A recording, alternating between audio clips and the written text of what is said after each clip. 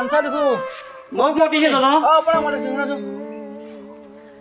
ক'ত যায় মই ডক্টৰৰ তাতে যাম মই তাৰমানে পথটো ইমান গণ্ডগোল আজি 3 দিন মই পুৰা হগিছোঁ মানুহটো দুৰ্বল হৈ গৈছোঁ হয় নেকি আপুনি কি ইমান দিন অসমত থাকি কি আপুনি ভালদৰে অসমীয়া ক'ব নিশিকিলে নেকি অসমীয়া ক'ব জানো তো আমি গাখীৰৰ বিজনেছ আছে আমাৰ হয় নেকি আমি অসমীয়া ক'ব কিয় নাজানি দেচো 12 মাহৰ নাম কওঁ অসমীয়া 12 মাহৰ নাম গোটেইকেইটা কওঁ অসমীয়া 12 মাহৰ নাম বহক জঠ অহৰ শোণ হদ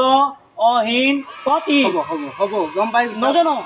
হৈ গৈছে আপুনি কিমান অসমীয়া জানে গম পাই গৈছোঁ ক'ত যাব হৈছে মই ডক্টৰৰ তাত যাম আপুনি কৈ থাকক চিধাই মই অসমীয়া গীত গাব জানো জানো নেকি জানো দেচো গা এটা শুনো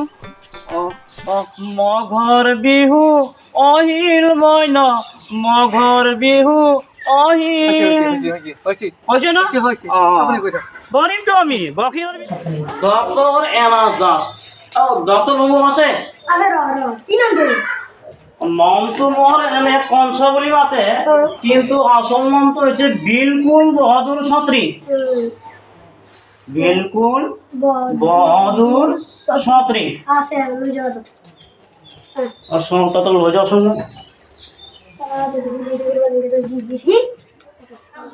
ছাৰ নমস্কাৰ নমস্কাৰ কিয় মানে ছাৰ আজি 3 দিন ধৰি মই পথটো ইমান গণ্ডগোল ইমান হগিছোঁ মানে মানুহটো মই দুৰ্বল হৈ গৈছোঁ কি খাইছে কি খাইছিলোঁ মানে মোৰ মাইকী অসমীয়া আছেতো আচ্ছা। এই বিহুৰ সময়ত মাইকী মানে পিঠা বনালে এই পিঠা মানে ফাৰ্ষ্ট ভগা দিছে ভগা দি কলা দিছে কলা দি আৰু ভগা দিছে কি পিঠা ছাৰ এইটো মানে তিল পিঠা বুলি তিল পিঠা এই তিল পিঠা খাই মই ইমান হগিছোঁ এই 3 দিন তাৰে মাইকীয়ে ফাৰ্ষ্ট বনালে মই ঠিক কৰিলোঁ গৰমে গৰমে তিল পিঠা এটা খাই দিলোঁ ইমান ভাল লাগি গ'ল মই তাৰপিছত আৰু এটা খাই দিলোঁ এনেদৰে 10-15টা পিঠা মই এক লগত খাই দিলোঁ দি মই আজি 3 দিন ইমান হগিছোঁ মানে মই মনতো দুৰ্বল হৈ গৈছোঁ ছাৰ কেনেকুৱা কৰি হাগিছিল কেনেকুৱা মানে ছাৰ এটা দিবা নোৱাৰি না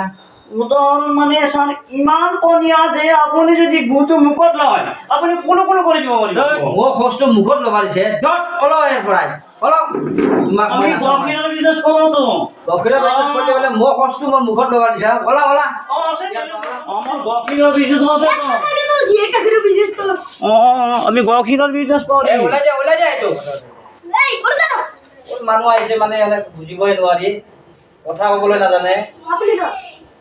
হেল্ল' ফ্ৰেণ্ড ভিডিঅ'টো চাই কেনে পালে যদি ভাল পালে লাইক কৰিব কমেণ্ট কৰিব শ্বেয়াৰ কৰিব আৰু ছাবস্ক্ৰাইব কৰিবলৈ একেবাৰে নাপাহৰিব জয় অসম ধন্যবাদ